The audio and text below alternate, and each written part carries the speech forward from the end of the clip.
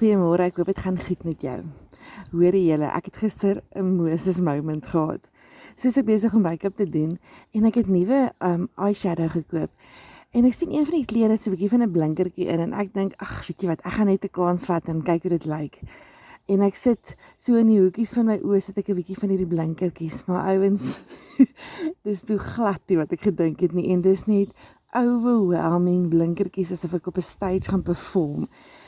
En ons is haastig vir kerk en so en ek dink nee, al wat ek gaan doen is ek gaan dit net afvee. En ek begin dit af te vee. En toe ek my weer kon kry, toe blink my hele gesig van blinkertjies. En ek weet nie of jy al ooit blinkertjies probeer afhaal het van jou gesig af nie, maar vaderland, dit was so moeilik. En eventually is ek met hierdie blinkertjies kerk toe. En ek dink dit vir myself, as mense vandag my gaan sien en gaan die blinkertjies raak sien, gaan hulle wonder wat gaan nie aan. Maar dis amazing hoe die Here ook so 'n geleentheid kan vat en jou 'n les kan leer.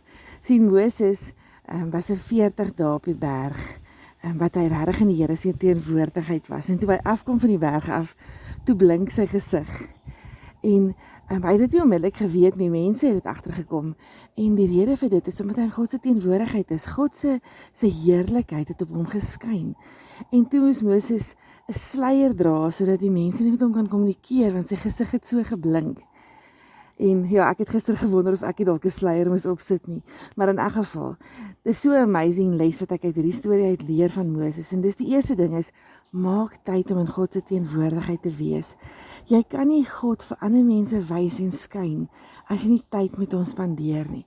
Imagine 40 dae wat Moses met God spandeer het. 'n Ander ding wat ek gesien het, is God se teenwoordigheid verander jou. Jy kan nie naby God wees en dieselfde bly nie. Jy gaan verander, jy gaan begin anders te lyk.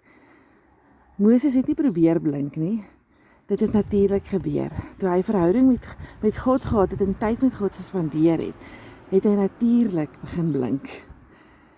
Ons hoef nie geestelik te lyk nie. Ons het nodig om by God te gaan stil word en dan sal ons sy heerlikheid uitskyn vir mense. Wat binne gebeur, wys buitekant toe. Ek wil jou sommer net in hierdie week bemoedig.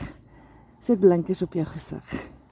Gaan spandeer tyd in God se teenwoordigheid, sodat jy sy heerlikheid kan uitstraal vir die mense om jou. Maar soveel mense om ons wat nie hoop het nie, wat nie weet wat se kant toe nie. Miskien kan jy die lig vir hulle wees, miskien kan jy God se heerlikheid vir hulle skyn.